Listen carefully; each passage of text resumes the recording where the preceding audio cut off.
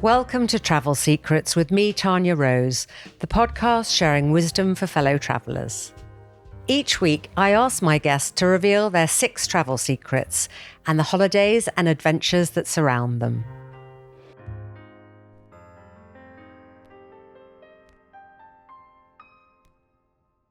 Today, my guest is my lovely friend, Alex Eagle. She is literally the coolest chick that I know. Creative director of Alex Eagle Studio, which is an independent boutique in Soho House in the Cotswolds, and also 180 The Strand. Her brand showcases the most amazing curation of fashion, furniture, accessories, and art. And her catchphrase is, I mean the dream. I mean the dream to have you on my podcast, Tanya. Alex. It's so delightful to see you. And before we get into your travel secrets, perhaps you can just tell us a little bit about yourself and how travel has impacted the person that you've become today. Okay. Well, firstly, thank you for having me. It's an honour to be here. My name's Alex Eagle, like you say. I'm a born and bred Londoner. I grew up in West London. I now live in Soho. I think travel has affected me because I think being in London is amazing. I'm so glad to be a Londoner and to be able to still live here. But I think you really do crave a countryside. You do really crave different cultures. And I think traveling from a really young age just opened up so much to me and changed me and gave me other perspectives that make me who I am now. I know wellness and sustainability is hugely important to your whole brand and everything. So I'm sure we'll get into that when we're talking about destinations and things. So let's go into your travel secrets. What is the number one destination that you think everyone should go to once in their lifetime? I mean, as a country, I think Italy. And as a place in Italy, it's quite hard to pick, but I would say Venice would be my top one. I'm pretty sure I lived there in a past life because it just feels like home somehow.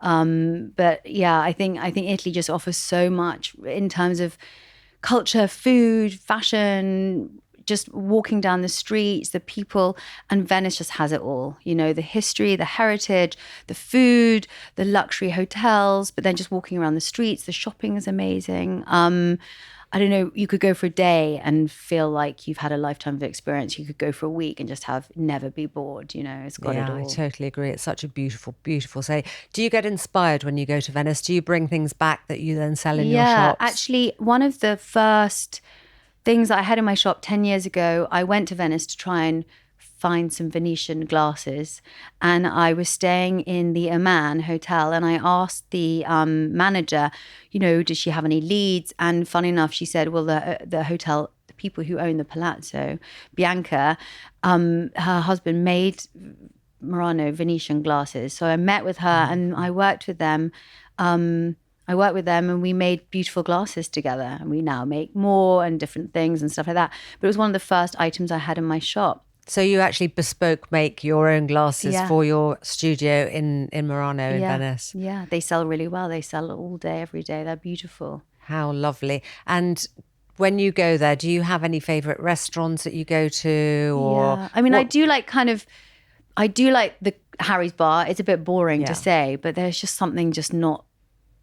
There's the peach Bellini and the food, that like squid ink dish. I mean, it's just, there is something so luxurious and so kind of old school and glamorous and comfortable about it. I love the fact that you can go to Harry's Bar and you don't even need to eat. You know, if you're on a budget, just to go and visit and have a Bellini at the bar, you really get into that whole sort of what the locals do in Venice. And again, Florian as well for that. It's super touristy, but like they have delicious like smoked salmon sandwiches and cakes. It's really fun for the kids, and you could get like a tea and a cup of tea and an ice cream sundae. You'd slightly blow the budget, but you don't have to have a whole meal there. You just do that. That's a good place to treat yourself. Yes. Is that the one on St. Mark's Square? On St. Mark's Square, yeah. Lovely. Super touristy, but it's great. Do you have a hotel that you stay in always, or do you change? I'd say my favourite hotel in Venice is the Cipriani, just because it has that amazing bonkers pool and all that space. And I think when I go with the kids, the fact you're kind of got all that space like you would be if you were on a beach holiday,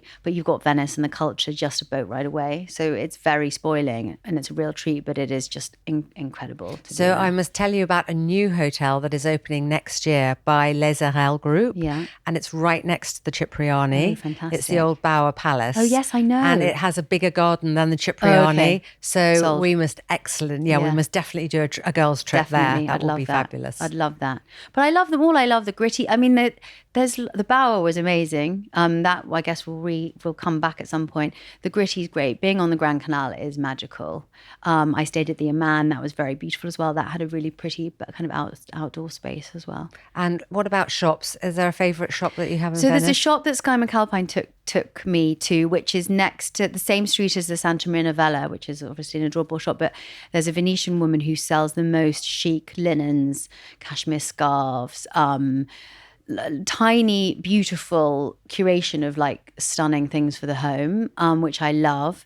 And then I love finding the kind of random Venetian kind of Murano glass shops around the place, and they sell like linens on the big square. And then on the Rialto Bridge, there's a great little shoe shop as well. Oh, really? And they sell the kids' Venetian slippers there. And there's nice little gold jewelry shops and stuff like that. Oh, I must definitely go and look at that. That sounds fabulous. Part of it's kind of getting lost and finding a random shop that you love, That's feel. what's lovely about Venice, going off the beaten track. Turn left instead of turning right, and then you'll find something really amazing, a little trattoria or Exactly. You have a little shot of coffee and then get lost again and you find something else. There's a great shirt shop, I'll find the name for it as well, but she's been there for ages. And I found it about 17 or 18 years ago, and then searched for it for 2 years or 3 years and actually tracked it down. And Sky now knows where it is, so she takes me there every time. But my mom, dad, brother, everyone stocks up. I'll find the name, but it's got a little cat logo and they're handmade linen and cotton shirts. Oh, please do. So I'll pretty. put that in the chat afterwards. Yeah, that will be great. It's fab. It's really fab.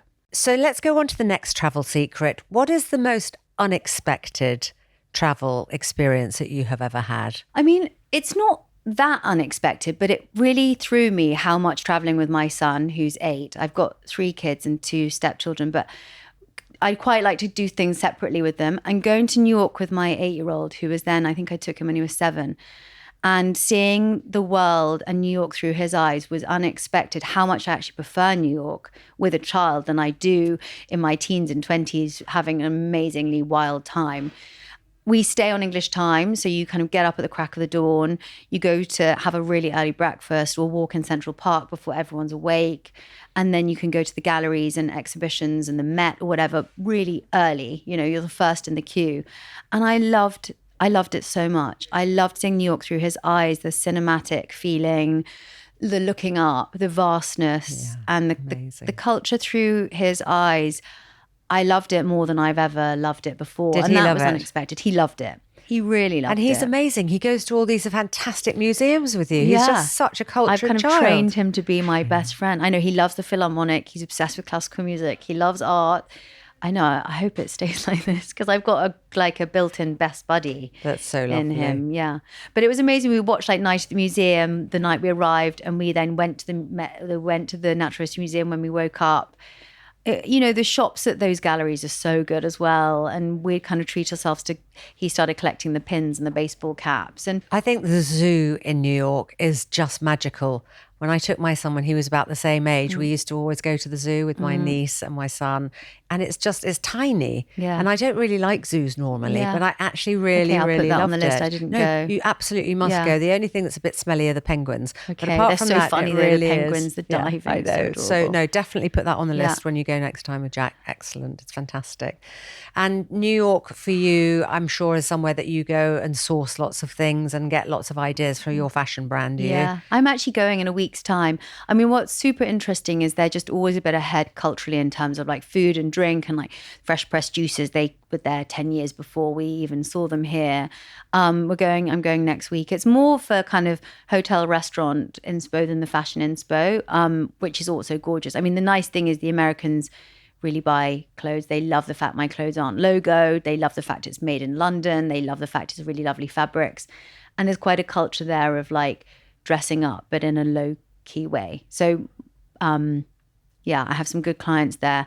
The fashion is inspiring, but it's the culture and the kind of the restaurant hotel scene, I think, is inspiring to see. Are you going to do a trunk show there?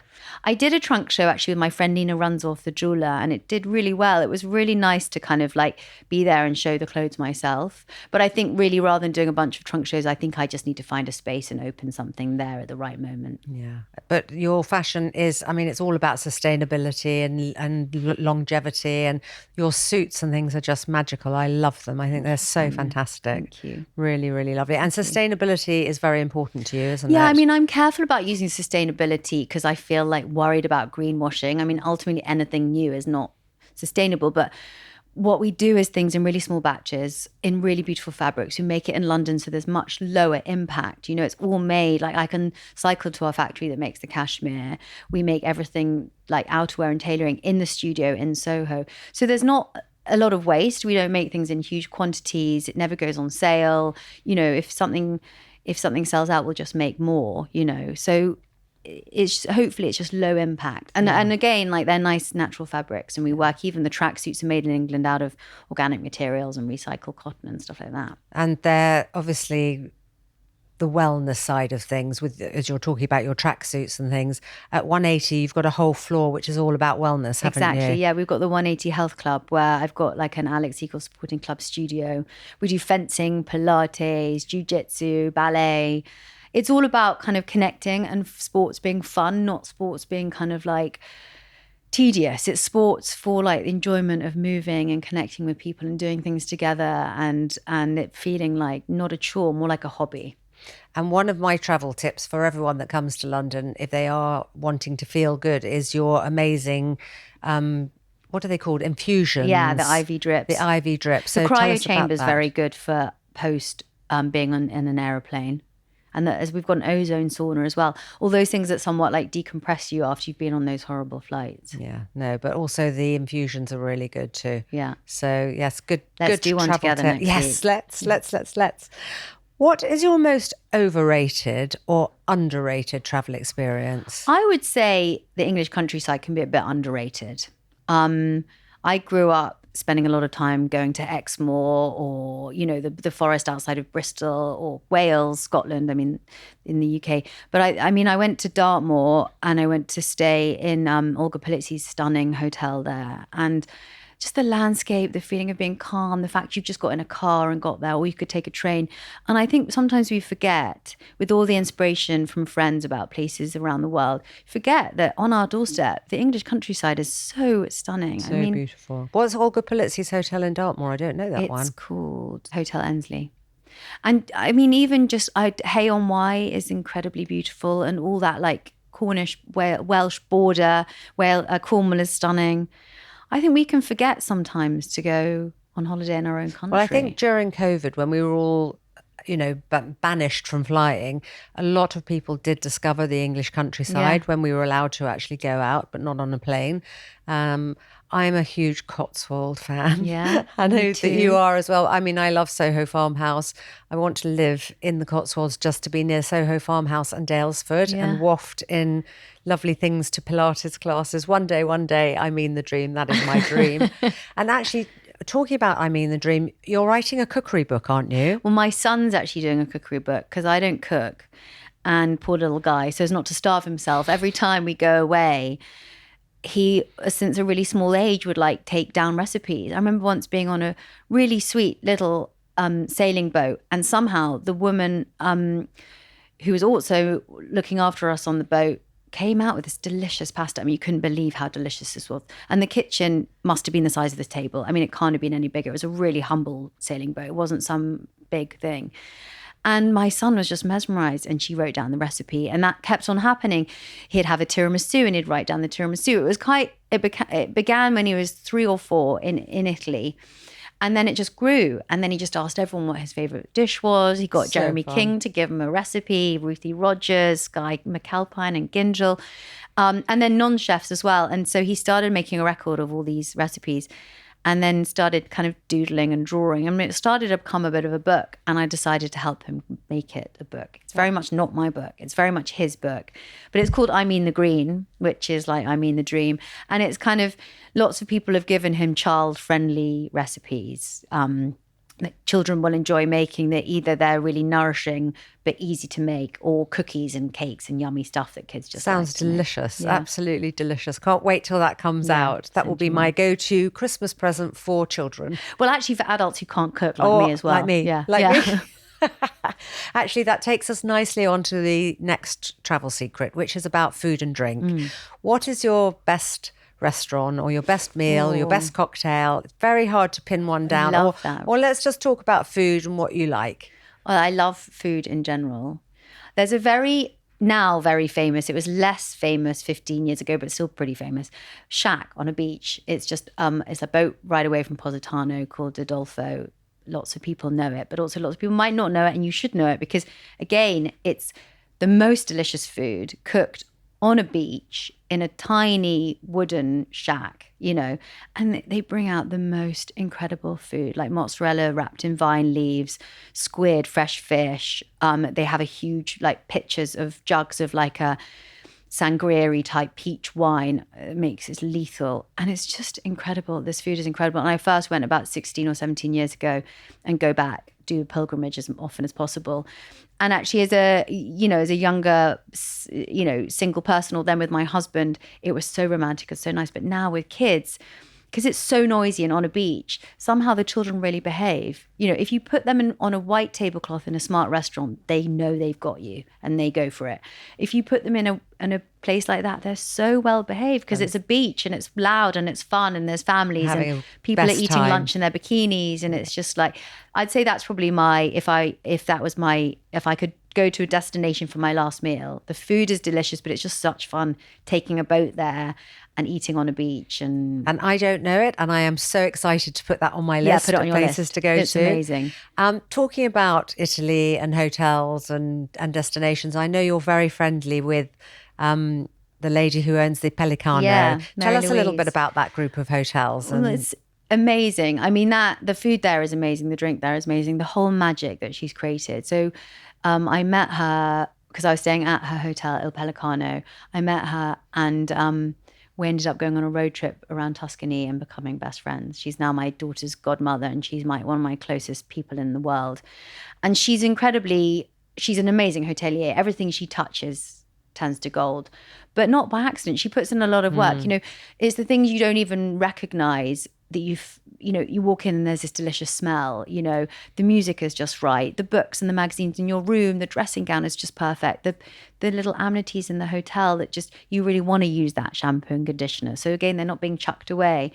The Santa Maria Novella in the spa, and just the magic that, you can put your finger in, you can't put your finger on it. She's got that. And she's got the Hotel Il Pellicano, and she's got Mezzatori as well, which I haven't been to. Apparently is incredible. Well, that whole area, you can take the boat from Ischia to this place I was telling you about, because Positano is a boat ride away from Ischia, and Ischia is very beautiful as well, just in general. Yeah.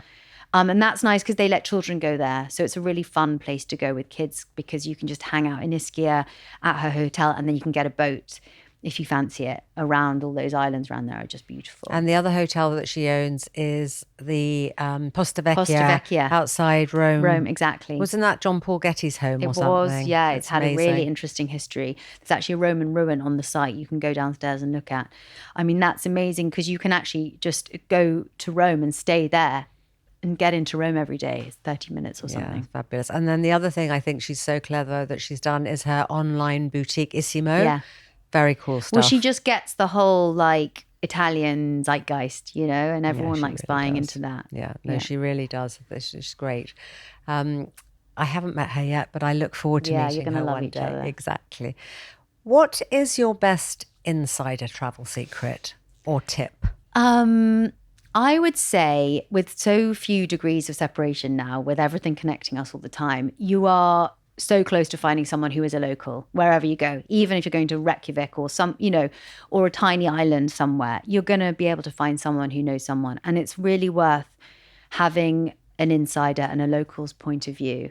I think anywhere that I've ever really liked food-wise or shop-wise is off the beaten track a little bit. And it might not look that nice from the outside, but it's incredible on the inside. Or it might look great from the outside, but you might have overlooked it or not been able to get a table because it's mainly for locals. So, I mean, going to Rome without a Roman's idea of where you should go, or anywhere, is like coming to London and not having someone tell you, where to go. You might just go to all the tourist traps, which is fine, but you don't really get a feeling of. Yeah. So I'd say research, and there's so much amazing online. Listen to all your old podcast. Do the research. Yeah. It's worth it, really. And finding people to give you insights, I'd say, would be my biggest insights too. I totally agree with you. Get under the skin of the destination. Travel like a local. Yeah. It's exactly. so important. And I think you're right, because everything is so global now. You're that close to finding somebody who knows something. Yeah, absolutely. And try and learn a few little things in the language. I think that goes a long way. Yeah. Hello, goodbye, thank you. Maybe that's it. But I love you. Yeah, it's perfect. Yeah. If you're single. What's your phone number? Yeah. The other thing and the reason that we met was because we met at our fasting clinic in Germany, Buckinger Wilhelmi on Lake Constance.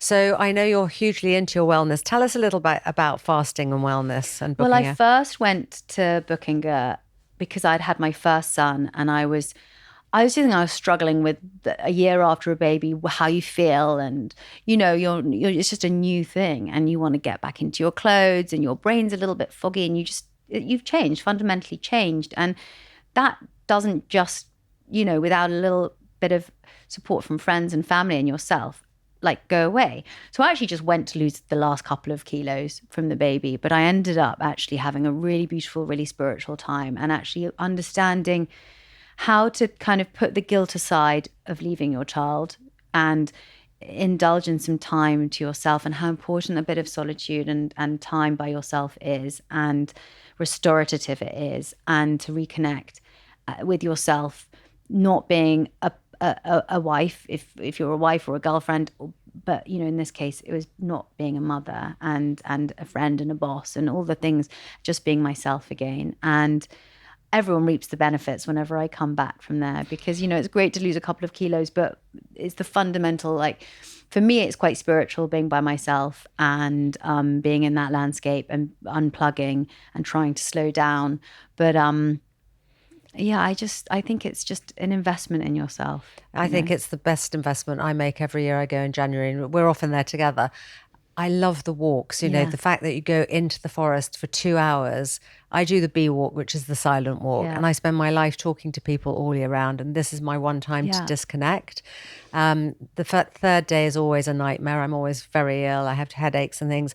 And by day 10, my team say that they know that I'm getting to that day because I start emailing my creative You're itching ideas. To go back, I often find, I want to go for like 11 or 12 days, and I don't. I'm always, when I'm ready to go home, I go home. But you jump out of bed after, you're less snappy, your brain is just clearer. And your eyes are bright white, and you just feel completely and utterly different. Your cells have rejuvenated. Yeah. So yes, I highly recommend. That's a real travel tip. Do take some time for yourself, even if you can't go away for that long. Just try and do like a 48-hour fast or something like that, and just take some time for you. And there's loads you can get now online, or you literally just make yourself a really delicious broth. If you're vegetarian, do a vegetable one, but if you're not, a chicken broth. Have you ever done their one that they send, which is the 14-day but box? It's supposed to be really good. Fantastic. Yeah. I mean, obviously you don't have the supervision, but it tells you step by step what you need to do. It's good to do. You don't need to do it often, but I think once in a while it really have just a cleansing,